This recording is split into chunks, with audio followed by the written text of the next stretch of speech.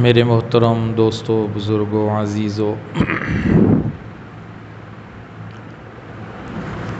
دنیا کے اندر آنے والا ہر انسان دو چیزوں کا محتاج ہے۔ ایک علم کا محتاج ہے کہ دنیا کی زندگی اسے کیوں ملی ہے، اس کا علم حاصل کرے۔ زندگی کا مقصد کیا ہے، اسے علم ہونا چاہیے۔ کن چیزوں میں اس کی کامیابی ہے، اس کا علم اسے ہونا چاہیے۔ کن چیزوں میں اس کے لیے ناکامی ہے، اس کا علم اسے ہونا چاہیے۔ اور دوسرا تربیت کا محتاج ہے کہ وہ علم جس کے بارے میں معلومات حاصل کر لی ہیں، وہ علم زندگی کے اندر بھی ہونا چاہیے، عمل کے اندر بھی ہونا چاہیے، عملی انقلاب زندگی میں نظر آنا چاہیے۔ جب دونوں چیزیں اکٹھی ہوتی ہیں تو انسان کی زندگی خوبصورت بن جاتی ہے کہ علم بھی ہو اور تربیت بھی ہو۔ ایک چیز ہو تو کافی نہیں ہے۔ علم تو ہے لیکن عمل نہیں ہے، تربیت نہیں ہے، وہ علم زندگی میں نظر نہیں آتا۔ معاملات کا علم ہے، معاشرت کا علم ہے، عبادات کا علم ہے کہ مجھے یہ کرنا ہے، یہ نہیں کرنا، میں نے اس راستے پہ چلنا، اس پہ نہیں چلنا، پتہ ہے اس طرح میرے لیے کام کرنا حلال ہے اور اس طرح حرام ہے، پتہ ہے، علم ہے، لیکن عمل میں نہیں ہے تو یہ کافی نہیں ہے۔ اور اگر عمل کا تو شوق ہے کہ میں عمل کروں، میری زندگی اچھی بنے، لیکن علم نہیں ہے۔ بعض چیزیں ایسی ہیں علم نہ ہونے کی وجہ سے انہیں غلط کرتا جا رہا ہے، غلط طریقے سے کر رہا ہے، علم نہیں ہے، عمل کا شوق ہے، جذبات ہیں اندر عمل کرنے کے، لیکن اس پر عمل کیسے کرنا ہے، اس چیز کو کیسے ادا کرنا ہے، اسے اپنی ترتیب سے سنی سنائی چیزوں پہ یقین کر کے عمل کر رہے ہیں۔ کتنے لوگ ایسے ہیں کہ بڑا اچھا عمل کر رہے ہوتے ہیں، لیکن علم نہ ہونے کی وجہ سے وہ عمل اللہ کی بارگاہ میں قبول نہیں ہوتا۔ ایک خاتون نے عزم کیا کہ میں نے کئی سالوں کی نمازیں قضا کرنی ہے، لیکن قضا کرنے کا طریقہ نہیں پوچھا، اس کا علم حاصل نہیں کیا، نمازیں شروع کر دیں قضا کرنی۔ 4 سال نمازیں پڑھتی رہی، 4 سال کے بعد خیال ہوا کہ پوچھا جائے، پوچھا تو طریقہ غلط تھا۔ اب جو عمل، جو طریقہ رسول اللہ صلی اللہ علیہ وسلم نے ہمیں بتایا، ہم عمل کو اس طریقے کے مطابق کریں گے، اس عمل کو اللہ اپنی بارگاہ میں قبول فرمائیں گے۔ اپنی مرضی سے کیا گیا عمل قبول نہیں فرمائیں گے۔ عمل تو اچھا ہے، عمل تو خوبصورت ہے، دیکھنے میں اچھا لگتا ہے، لیکن ترتیب اپنی قائم کی ہوئی ہے۔ تو مسلمان علم کا بھی محتاج ہے، عمل کا بھی محتاج ہے۔ علم بھی ہونا چاہیے اور اس علم کو عملی زندگی میں لانے کی محنت اور کوشش بھی ہونی چاہیے، تربیت بھی ہونی چاہیے۔ کتنی چیزیں ایسی ہیں ہمیں اچھی لگتی ہیں، خوبصورت لگتی ہیں، لیکن رسول اللہ صلی اللہ علیہ وسلم کی تعلیمات اس میں نہیں ہیں، ہم اسے نہیں کر سکتے، اللہ کی بارگاہ میں قبول نہیں ہے۔ واضح سی مثال اکثر میں دیا کرتا ہوں، آذان ہماری آذان ہے، آذان کس جملے پہ ختم ہوتی ہے؟ لا الہ الا اللہ۔ ہم محمد الرسول اللہ آذان کے آخر میں نہیں کہتے، کیوں نہیں کہتے؟ جبکہ کتنا خوبصورت کلمہ ہے محمد الرسول اللہ، کتنا خوبصورت کلمہ ہے، ایمان کی تکمیل کے لیے محمد الرسول اللہ ضروری ہے، اس کے بغیر ایمان ہی کامل نہیں ہے، لیکن آذان کے آخر میں نہیں کہتے۔ کیوں نہیں کہتے؟ اس آذان کا جو طریقہ، جو علم ہمیں رسول اللہ صلی اللہ علیہ وسلم نے وحی کے ذریعے بتلایا، وہ لا الہ الا اللہ پہ ختم ہے، لا الہ الا اللہ پہ اس کا اختتام ہے۔ اگر اپنی مرضی سے ہم کہیں چلو اس میں حرج والی بات تو کوئی نہیں ہے، بڑا خوبصورت کلمہ ہے، اس کے بغیر تو ایمان کی تکمیل نہیں ہوتی، کلمے بھی تو پڑھتے ہیں، ہم آذان کے آخر میں پڑھ لیں، قابل قبول نہیں ہے۔ چیز اچھی ہے، معلوم ہوا کہ جس چیز پہ عمل کرنا ہے اس کا علم بھی ہونا چاہیے، اور جو علم حاصل ہو جائے اس علم کے مطابق تربیت بھی ہونی چاہیے۔ بڑا علم پھیلایا جا رہا ہے انٹرنیٹ کی دنیا میں، جہاں پہ فتنے اٹھ رہے ہیں، گناہوں کی بھرمار ہے، موبائل کے ذریعے کتنا گناہ عام ہے، لیکن کسی نہ کسی درجے میں لوگ اچھی باتیں بھی پھیلا رہے ہیں، لوگوں کو حقیقت سے آگاہ کیا جا رہا ہے، حلال حرام بتلایا جا رہا ہے۔ ایک خاصی تعداد اہل علم کی سوشل میڈیا کے ذریعے اپنا پیغام لوگوں تک پہنچانے کی کوشش کر رہی ہے کہ یہاں پہ فتنے ہیں، ان فتنوں کا مقابلہ علم وحی سے کیا جائے، قرآن سے کیا جائے، رسول اللہ صلی اللہ علیہ وسلم کی تعلیمات سے کیا جائے، لوگوں کو دین حقیقی بتایا جائے۔ الا للہ الدین الخالص، دین خالص کیا ہے لوگوں کو بتایا جائے، لیکن انقلاب نظر نہیں آتا۔ ہر بندہ اچھی بات آگے پہنچانے کی کوشش کر رہا ہے، دیکھتے اچھی بات ہے آگے پہنچا دے، لیکن کیا اس اچھی بات کو پڑھنے کے بعد اپنے اندر بھی اس پر عمل کرنے کا جذبہ پیدا ہوا؟ اگر پیدا نہیں ہوا، معلوم ہوا کہ تربیت نہیں ہے۔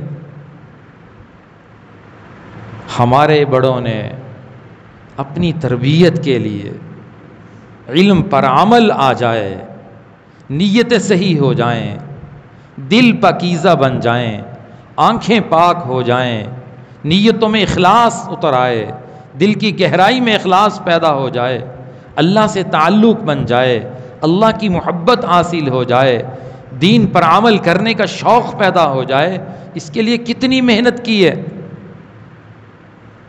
کتنی مشقتیں اٹھائی ہیں۔ آج لوگ کہتے ہیں کہ عمل نہیں پیدا ہو رہا، فلاں چیز، فلاں گناہ نہیں صاف ہو رہا، زندگی سے نکل نہیں رہا۔ اس زندگی سے اس گناہ کو نکالنے کے لیے کوشش کی ہے؟ کوئی ہمت بھی کی ہے؟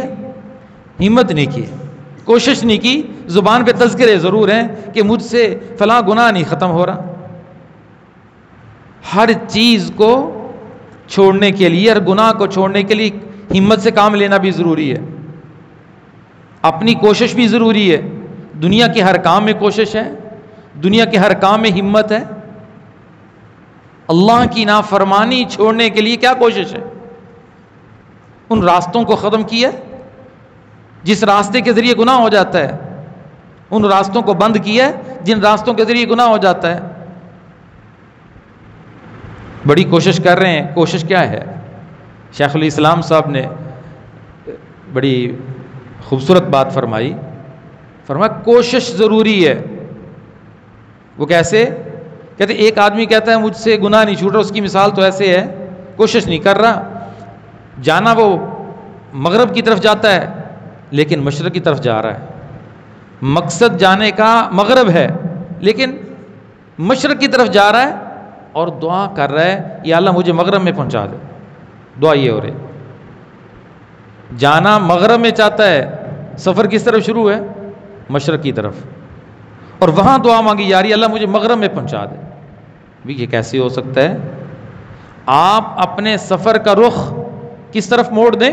مشرق کی طرف چلنا شروع کر دیں، پھر اللہ سے دعا کریں یا اللہ میرے اندر طاقت ہمت یہ تھی کہ میں اپنے سفر کا آغاز جس مقصد کے لیے کیا تھا، جس طرف جانا چاہتا ہوں میں چل پڑا ہوں، دیکھیے اب مجھے آپ منزل تک پہنچا دیجئے، میری نیت پکی ہے، میں مخلص ہوں، دیکھیے میں نے چلنا بھی شروع کر دیا ہے، اب مجھے آپ منزل تک پہنچا دیں۔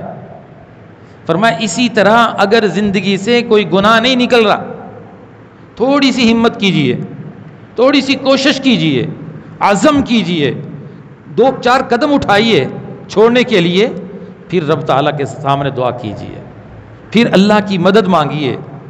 اللہم انصرنی بترک المعاصی، اے اللہ گناہ چھوڑنے میں آپ میری مدد فرما دیجئے۔ اللہم طہر قلبی، اے اللہ میرے دل کو صاف کر دیجئے، میرے دل کو پاک کر دیجئے۔ تو جب مسلمان رب کی بارگاہ میں اپنی ہمت اور کوشش کے بعد ہاتھ اٹھائے گا، اللہ کی مدد ضرور آئے گی، اللہ کی مدد آئے گی۔ والذین جاہدوا فینا لنہدینہم سبلنا، جو ہماری طرف آنے کی کوشش کرتے ہیں، میری طرف آنے والے جو راستے ہیں ان راستوں کو اختیار کرتے ہیں، تو لنہدینہم، ضرور بھی ضرور ان کو میں راستہ دکھا دیتا ہوں، ضرور بھی ضرور ان میں ان کی رہنمائی کر دیتا ہوں، انہیں منزل دکھا دیتا ہوں۔ لیکن وہ جاہدو تو کرے، کوشش تو کرے۔ آج کوشش نہیں ہو رہی، آج صبح سے لے کے شام تک ایک چیز کا تذکرہ ہے،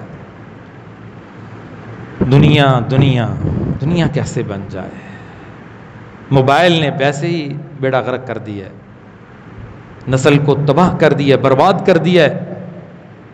ایک گناہ نہیں، اتنے گناہ اگر آپ شمار کرنے لگیں تو کتنے گناہ آپ کو نظر آئیں گے صرف موبائل کے ذریعے ہو رہے ہیں۔ اور المیہ یہ ہے کہ موبائل کے ذریعے کیے گئے گناہ کو گناہ ہی نہیں سمجھتے۔ موبائل کے ذریعے کسی غیر محرم سے بات کر رہے ہیں، گناہ نہیں سمجھتے، چیٹ کر رہے ہیں، گناہ نہیں سمجھتے، لڑکیوں سے باتیں ہو رہی ہیں، گناہ ہی نہیں سمجھتے، بد نظری ہو رہی ہے، گناہ ہی نہیں سمجھتے، کتنا جھوٹ موبائل کے ذریعے بولا جا رہا ہے، گناہ ہی نہیں سمجھتے۔ کتنا بڑا المیہ ہے میرے عزیزو۔ جب تک مسلمان گناہ کو گناہ نہیں سمجھے گا، زندگی سے گناہ کیسے نکلے گا؟ ہمت تو ابھی آگے والا درجہ ہے، گناہ کو چھوڑنے کی ہمت کرنا، کوشش کرنا آگے والا درجہ ہے۔ جو چیز گناہ کا سبب بن رہی ہے، آپ کو یقین ہے کہ اس چیز کے ذریعے مجھ سے گناہ ہو رہا ہے اور میرا ایمان اتنا نہیں ہے کہ میں اسے بچ پاؤں گا، تو علماء فرماتے ہیں، فتویٰ دیا ہے شیخ الاسلام مفتی محمد تقی عثمانی دامت برکاتہم العالیہ نے، کہ ایسے شخص کے لیے موبائل کا استعمال ناجائز اور حرام ہے، جسے یقین ہے کہ اس کے ذریعے میں گناہ کرتا ہوں اور میں اسے بچ نہیں سکتا، میرا استعمال جائز نہیں ہے، میرا کثرت سے استعمال اس کا ناجائز ہے، میں اس کے ذریعے صبح سے لے کر شام تک، شام سے لے کے صبح تک کتنے گناہ کرتا ہوں، کتنا بڑا منصوبہ، کتنی بڑی سازش ہے، اس کے ذریعے فتنوں کو عام کر دیا جائے۔ کتنی نوجوان نسل گمراہ ہو چکی ہے، کس اعتبار سے بتائیں؟ اور ذریعہ کیا بنا؟ جب تحقیق ہوتی ہے پیچھے موبائل ذریعہ ہے۔ ہر فتنہ برپا کرنے والا انسان وہ اپنے فتنے کو پھیلانے کے لیے انٹرنیٹ کا سہارا لیتا ہے، موبائل کو ذریعہ بناتا ہے۔ پہلے لوگ فلم دیکھنے سینما گھر جایا کرتے تھے، اہتمام ہوتا تھا، اعلان ہوتا تھا، ٹکٹیں خریدتے تھے۔ اب ہر بندے کی جیب میں پورا سینما آ چکا ہے، ایک ٹچ کرے ہزاروں گناہ اس کے سامنے کھل جاتے ہیں۔ جو اس کے دل میں آئے کہ آج میرا دل کرتا ہے یہ دیکھوں، بس 2 لفظ لکھے، وہ سارا سسٹم اس کے سامنے کھل گیا۔ جس کے دل میں خوف ہوگا، تقویٰ ہوگا، تربیت ہوگی، وہ اس گناہ عظیم سے بچ پائے گا۔ وہ اپنے آپ کو بچا لے گا. جس کا دل خوف خدا سے خالی ہے، تقوی سے خالی ہے، تزکیہ نہیں ہے، تربیت نہیں ہے، وہ نہیں بچ پائے گا، وہ نہیں بچ پائے گا. آج وہ والدین بھی ذمہ دار ہیں جنہوں نے اپنے بچوں کو ابھی چڑھتی عمر میں موبائل ہاتھوں میں پکڑا دیا. ایک بھائی بتا رہے تھے کہ حضرت شیخ الاسلام صاحب نے فرمایا 3 سے لے کر 13 سال کی عمر فطرت کی عمر ہے، فطرت ہے.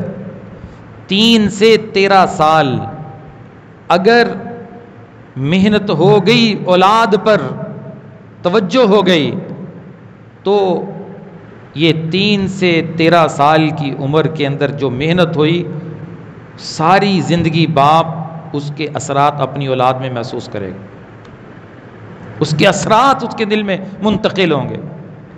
وہ کہتے ہیں کہ میں نے ایسے ہی کیا، میں نے اپنے بچوں کو 3 سے 13 سال محنت کی اور ایسا ذہن پختہ ہوا، انہیں مسجد سے جوڑا، ہر نماز مسجد میں لا کر انہیں پڑھاتا تھا. تو فائدہ یہ ہوا کہ 20-20 سال ان کی عمریں ہو گئی، آج تک انہوں نے مجھ سے موبائل کا مطالبہ نہیں کیا، اخبار نہیں پڑھا، ٹی وی کا مطالبہ نہیں. انہیں ایک رستہ دے دیا اور وہ کہنے لگے کہ میرا تعلق کیونکہ عالمی سطح پہ ہے، یہودی اور عیسائیوں سے بھی میں نے ان کے گھروں میں جا کر تحقیق کی، وہ بھی اپنے بچوں کو 3 سے 13 سال ان چیزوں سے دور رکھتے ہیں. کہتے ہیں ہم جہاز میں سوار ہوئے تو یہودیوں کی جو سیٹ تھی ان کے بچوں کی، وہ سب سے آگے والی سیٹیں تھیں. انہوں نے کہا جہاز والوں سے، یہ آپ کی جو سکرین لگی ہوئی اس کے آگے پردے لگاؤ، پردہ لٹکاؤ اس کے آگے، ہم اپنے بچوں کو یہ نہیں دکھانا چاہتے. اس نے شور مچا دیا کہ یہ تو حرام ہے، یہودی ہے، بچوں کو بچانا چاہتا ہے. تو جب اس طرح کے آلات نوجوان نسل کے ہاتھ میں آئیں گے، ایمان اتنا نہیں ہے کہ وہ اپنے آپ کو بچا سکے. تو میں عرض کر رہا تھا، سب سے پہلی چیز یہ ہے کہ ہم گناہ کو گناہ تو سمجھیں، چھوڑنے والا درجہ تو آگے ہے. جب یہ گناہ کو گناہ نہیں سمجھتا، کیسے توبہ کرے گا، معافی کیسے مانگے گا، چھوڑنے کی کوشش کیسے کرے گا، ہمت کیسے کرے گا؟ تو پہلی چیز یہ ہے کہ گناہ کو گناہ سمجھے. زبان سے گناہ کر رہا ہے، ہاتھ سے کر رہا ہے، آنکھوں سے کر رہا ہے، کانوں سے کر رہا ہے، موبائل سے کر رہا ہے، کہے یہ گناہ کر رہا ہوں، یا اللہ مجھ سے چھڑوا دے.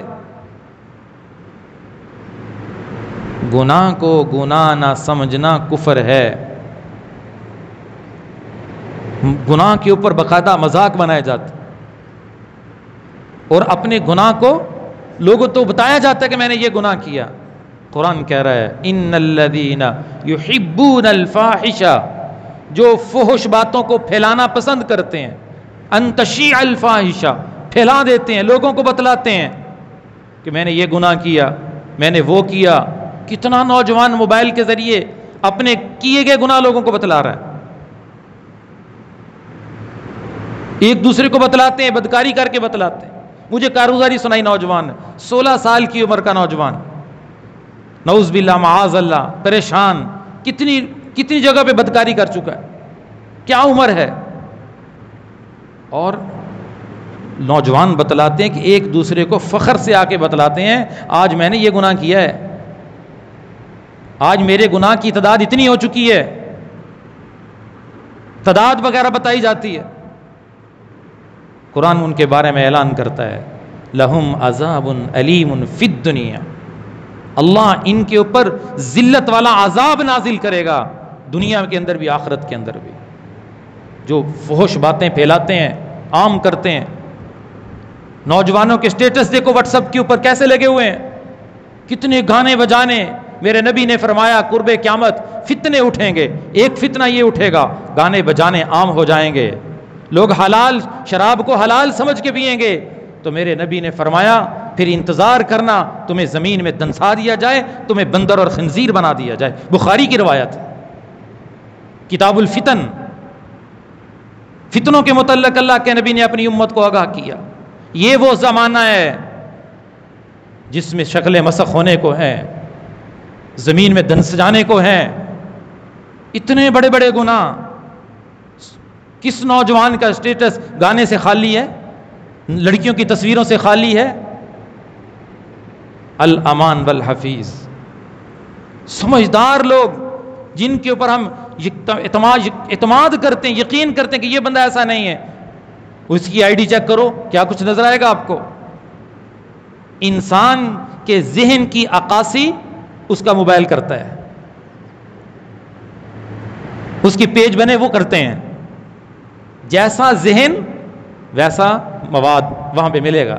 آپ اچھا ذہن رکھتے ہیں وہاں پہ اچھا مواد ملے گا، آپ گندا ذہن رکھتے ہیں وہاں گندگی ملے گی، وہاں گانا بجانا ملے گا، وہاں میوزک ملے گا، وہاں فحش باتیں ملیں گی۔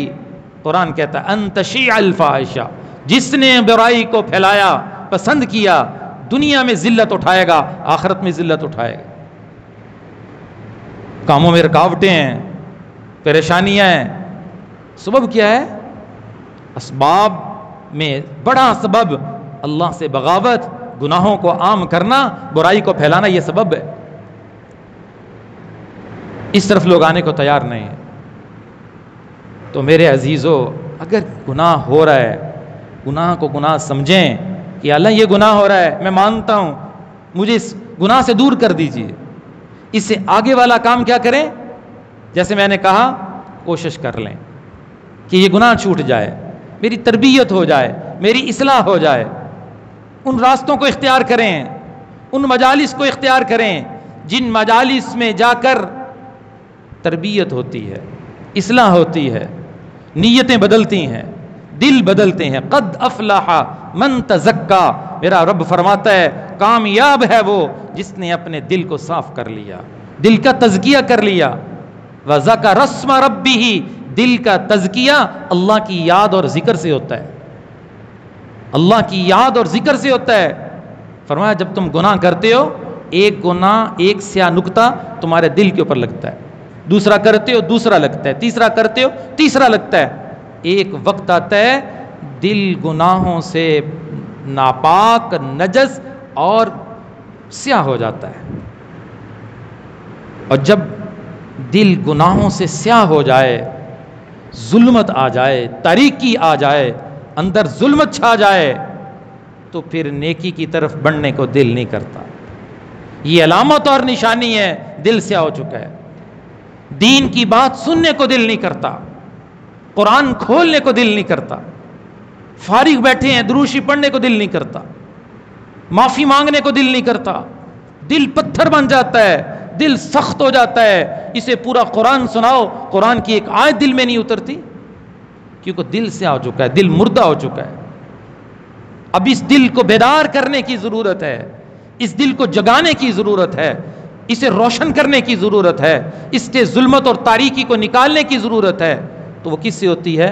وہ اللہ کی یاد اور اللہ کے ذکر سے ہوتے ہے۔ شاہ ولی اللہ محدث دہلوی رحمت اللہ علیہ فرماتے ہیں کہ کس زمین ناپاک ہو جائے تو زمین کو ہم پاک کیسے کرتے ہیں؟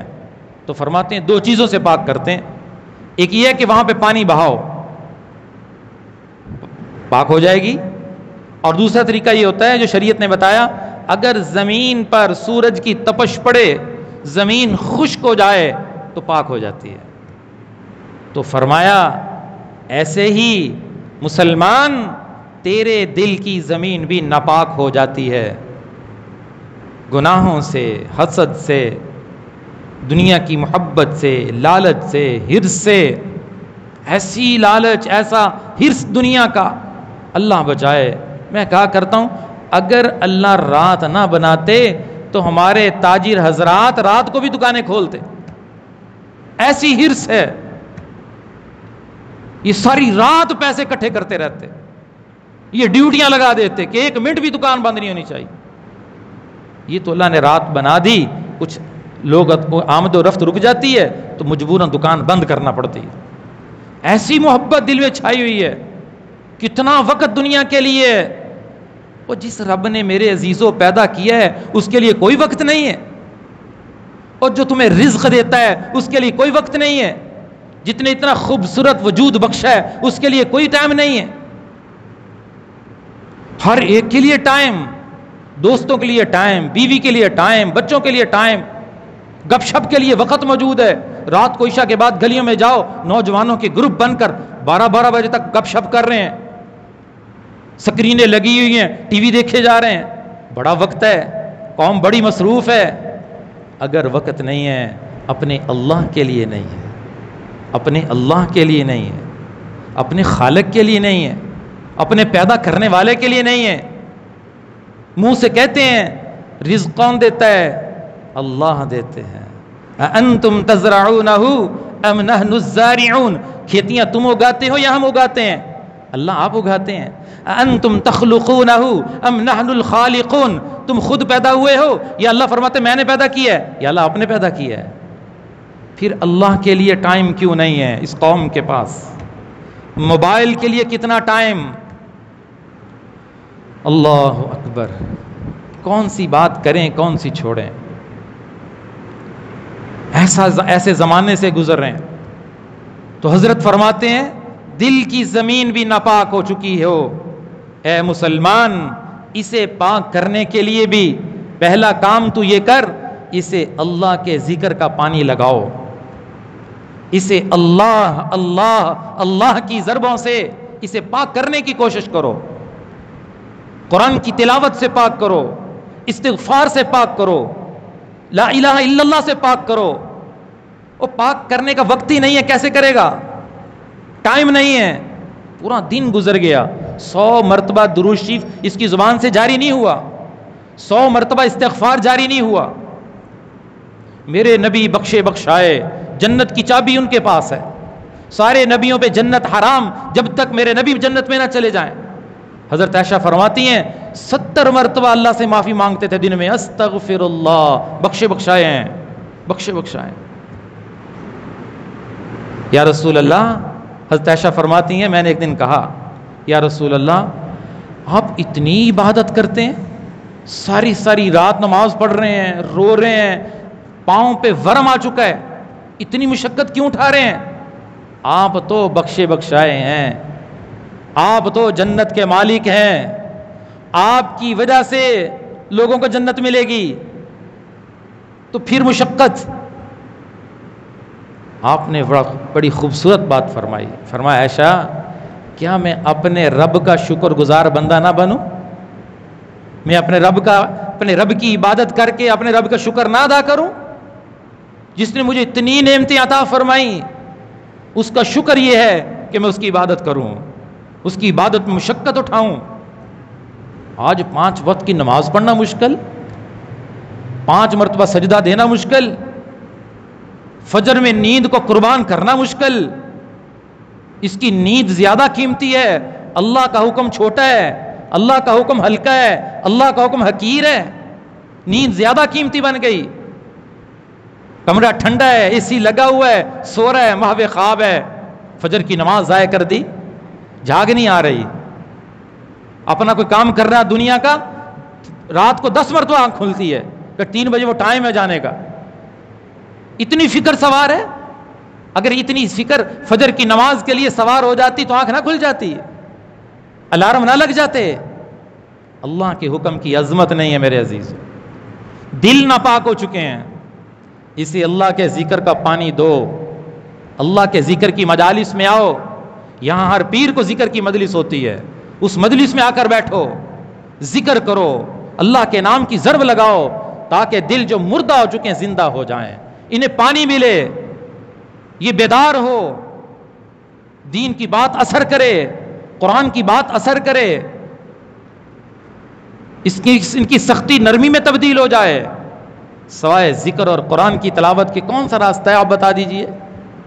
یہی راستہ ہے. والذین جاہدوا, جو میرے راستے میں آنے کی کوشش کرے گا, یہ مجالس میں آنا, نیک مجالس میں بیٹھنا، نیک صحبت میں بیٹھنا، نیک لوگوں سے تعلق بنانا، یہ ساری چیزیں ایسی ہیں کہ ہم قدم اٹھا چکے ہیں اللہ کی طرف جانے کا۔ ہندوستان کے ایک اللہ والے تھے حضرت شاہ عبد الرحیم رحمۃ اللہ علیہ، ایک شخص اپنی اصلاح اور تربیت کے لیے ان سے بیعت ہوا، اللہ کا نام سیکھنا شروع کیا کہ ہماری اصلاح ہو جائے، تربیت ہو جائے، اللہ کی محبت حاصل ہو جائے۔ حضرت نے اسے اللہ کا نام بتایا، شروع کر دیا اس نے۔ یہ قدم تھا اس کا اللہ کی طرف جانے کا، دل سے مخلص تھا، دل میں نیت پکی تھی کہ میں نے دل کو اللہ کی محبت سے سرشار کرنا ہے، نیت خالص تھی، نیت مخلص تھی، حضرت کی تربیت میں تھا۔ موت کا وقت آ گیا، دنیا سے چلا گیا۔ کسی نے خواب میں دیکھا کہ بھائی اللہ نے تمہارے ساتھ کیا معاملہ کیا؟ اس نے کہا اللہ نے مجھے بخش دیا۔ کس بات پہ؟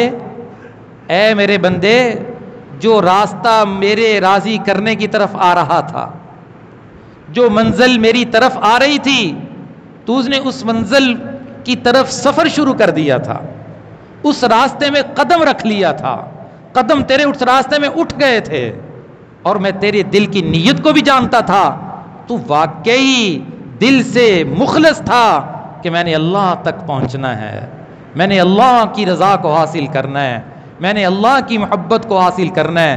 تو میرے ایک نیک بندے کی مجلس میں بھی گیا تھا، تیری نیت مخلص تھی، تیری نیت کے اخلاص پر آج تیری بخشش ہو رہی ہے۔ منزل تک پہنچا نہیں تھا، راستے میں تھا، لیکن اللہ جانتے تھے کہ خالص ہے، مخلص بندہ ہے، آنا چاہتا ہے، اس لیے تو قدم اٹھانے شروع کر دیے۔ آج ہمارے قدم تو نہیں اٹھے، ہم قدم کب اٹھائیں گے کہ میری زندگی سے گناہ نکل جائیں، میرا دل پاک ہو جائے، میرا تزکیہ ہو جائے، مجھے نیک مجلس مل جائے۔ یہ قدم ہیں، یہ اٹھا چکا انشاءاللہ۔ جس کے قدم اس راستے کی طرف اٹھے، اللہ اس کے قدموں کی لاج رکھتے ہوئے اس کو راستہ بھی دکھا دیں گے۔ اللہ تو غفور الرحیم ہے۔ کیسے ہو سکتا ہے کہ ایک بندہ اللہ کی طرف آنا چاہے اور اللہ اسے اپنی رحمت سے نہ ڈھانپ لیں؟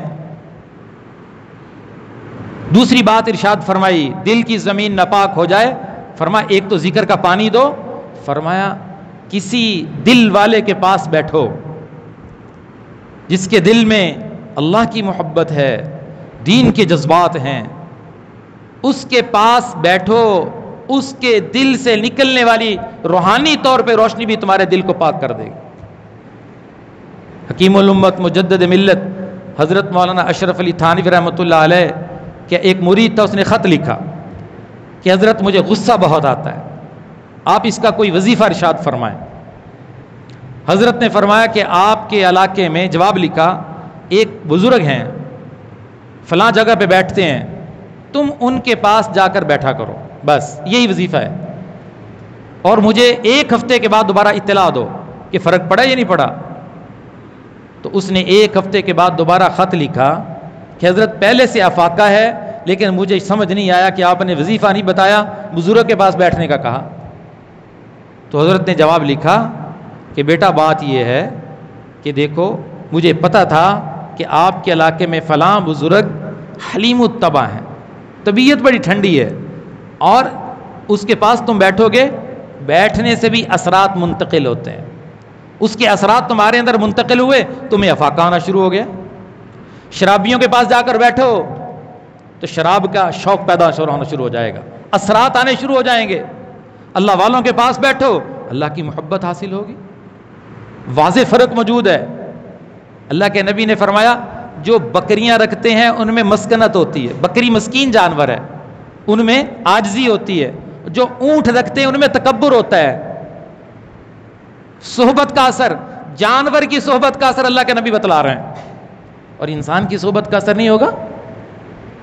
شیخ التفسیر امام الاولیاء حضرت مولانا احمد علی لاہوری رحمۃ اللہ علیہ کے شیخ و مرشد حضرت خلیفہ غلام محمد دین پوری رحمۃ اللہ علیہ فرمایا کرتے تھے، میں نے اپنے شیخ کے پاس جا کے 25 سال میں صرف نیت کو صحیح کرنا سیکھا ہے۔